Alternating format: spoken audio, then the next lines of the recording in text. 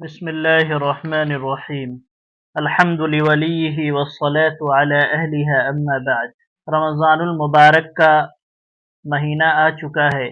ہم سب کو اللہ تعالیٰ کا شکر ادا کرنا چاہیے کہ اللہ تعالیٰ نے ہم سب کو پھر یہ موقع عطا فرمایا اور اس موقع کو غنیمت جانتے ہوئے زیادہ سے زیادہ اعمال صالحہ کرنے کی اور اپنے گناہوں سے توبہ کرنے کی ہم سب کو کوشش کرنی چاہیے۔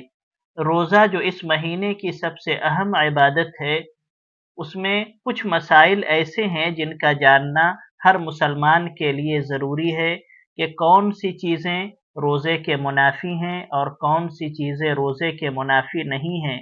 اسی طرح یہ جاننا کہ روزے کی حقیقت کیا ہے، یہ ساری چیزیں وہ ہیں جو ہر مسلمان کو معلوم ہونی چاہیے۔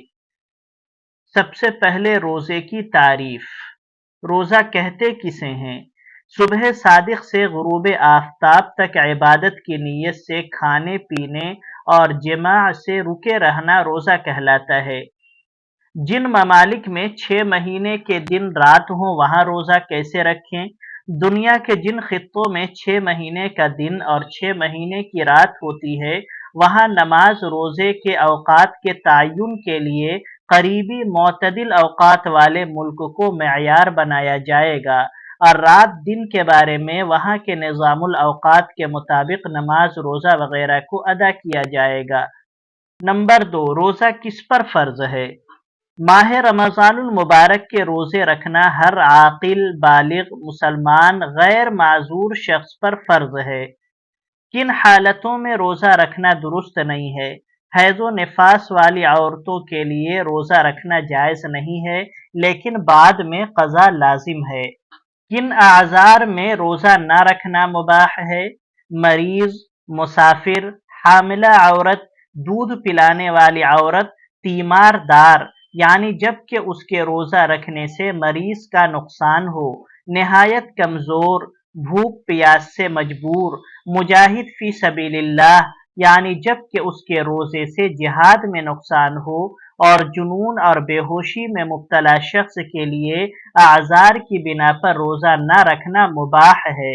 جب ان کا عذر زائل ہو جائے تو وہ روزے کی قضا کریں۔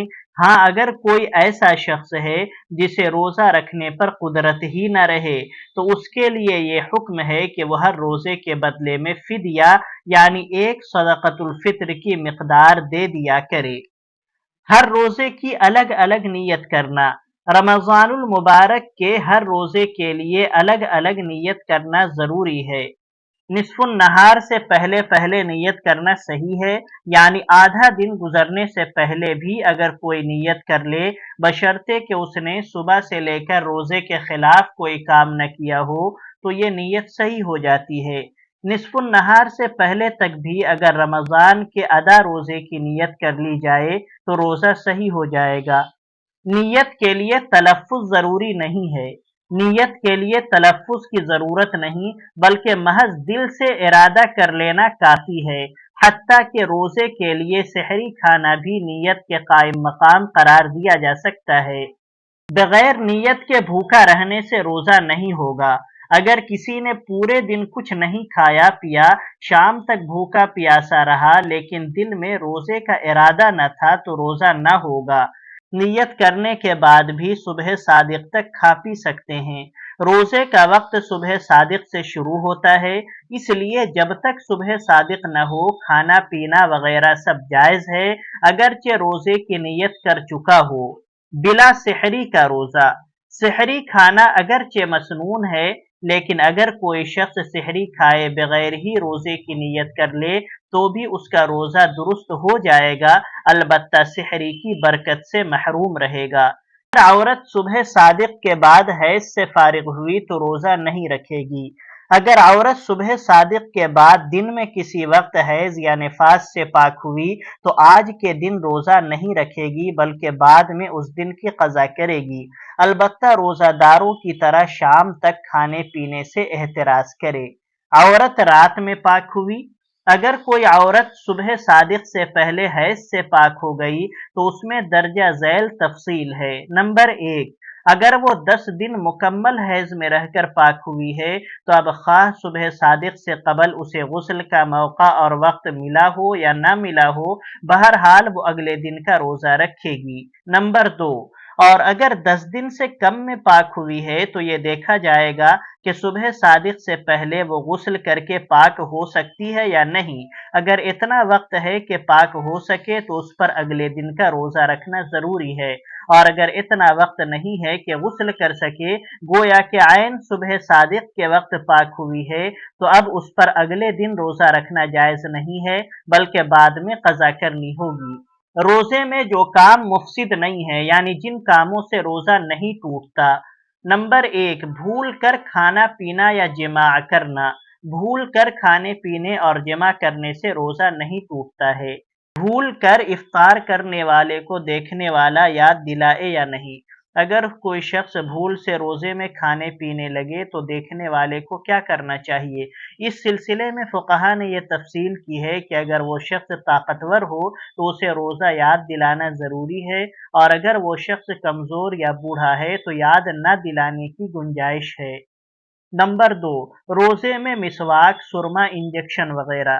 مسواک کرنا، سرما لگانا، آنکھ میں دوا ڈالنا، خوشبو سونگھنا، انجیکشن یا ٹیکا لگوانا اور گلوکوز چڑھوانا، یہ تمام چیزیں روزے میں مباح ہیں، ان سے روزہ نہیں ٹوٹتا ہے۔ روزے کی حالت میں خون ٹیسٹ کرانا۔ روزے کی حالت میں خون نکال کر ٹیسٹ کرانے سے روزہ فاسد نہیں ہوگا۔ بلا اختیار منہ میں مکھی یا دھواں چلا جانا۔ بلا اختیار حلق میں مکھی یا دھواں وغیرہ چلے جانے سے روزہ فاسد نہیں ہوتا۔ کان میں پانی چلا جانا۔ کان میں خود بخود پانی چلے جانے سے روزہ نہیں ٹوٹتا ہے، لیکن اگر باقاعدہ کان میں پانی داخل کیا تو ایک قول کے مطابق روزہ ٹوٹ جائے گا۔ خود بخود قے ہو جانا۔ خود بخود قے آ جانے سے بھی روزے میں کوئی خرابی نہیں آتی ہے۔ احتلام ہو جانا۔ احتلام یعنی سوتے میں غسل کی حاجت ہونا بھی مفسد صوم نہیں ہے۔ دانت سے خون نکلے مگر پیٹ میں نہ جائے۔ دانت سے خون نکل کر پیٹ میں نہ جائے تو اس سے روزہ نہیں ٹوٹے گا۔ حالت جنابت میں صبح کرنا۔ حالت جنابت میں یعنی ناپاکی کی حالت میں سحری کھانے کے بعد صبح صادق کے بعد غسل کرنے سے روزے میں فساد نہیں آتا ہے۔ اپنی بیوی سے دل لگی کرنا۔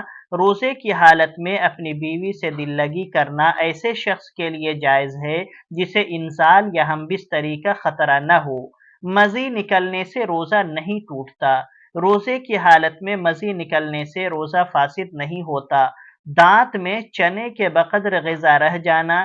اگر کوئی غذا چنے کی مقدار سے کم دانت میں پھنسی رہ جائے پھر منہ سے نکالے بغیر اسے نگل گیا تو روزہ فاسد نہیں ہوگا، البتہ اگر چنے کی مقدار سے زیادہ ہو تو روزہ فاسد ہو جائے گا۔ گرمی یا پیاس کی وجہ سے غسل کرنا۔ گرمی یا پیاس کی وجہ سے غسل کرنا بلا کراہت درست ہے۔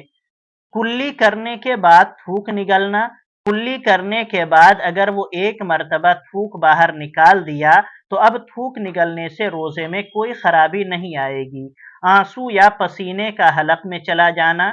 آنسو یا چہرے کا پسینہ ایک دو قطرہ بلا اختیار حلق میں چلا جائے تو روزہ فاسد نہیں ہوگا۔ کان کا میل نکالنا۔ کان کا میل نکالنے سے بھی روزہ نہیں ٹوٹتا ہے۔ پان کھانے کے بعد منہ میں سرخی دیکھنا۔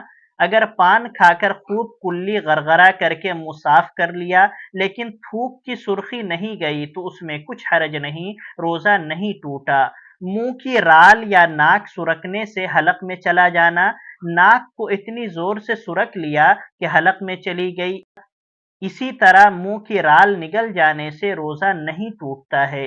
ٹپکنے والی رال کو منہ میں کھینچ لینا۔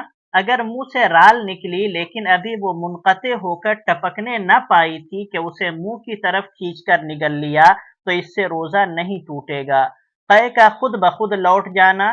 تھوڑی سی قے آئی پھر خود ہی حلق میں لوٹ گئی تو روزہ نہیں ٹوٹے گا، البتہ قصدن لوٹانے سے روزہ ٹوٹ جائے گا۔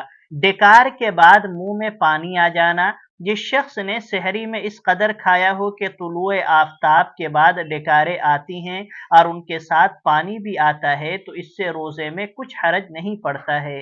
خون روکنے کے لیے منجن استعمال کرنا، دانتوں سے خون روکنے کے لیے منجن استعمال کرنا جائز ہے مگر مکروہ تنزیہی ہے۔ روزے کی حالت میں سر میں تیل لگانا، روزے کی حالت میں سر میں تیل جذب کرنا بلا کراہت جائز ہے۔ سر پر رومال بھگو کر رکھنا، روزے کی حالت میں رومال بھگو کر سر پر رکھنا بلا کراہت جائز ہے۔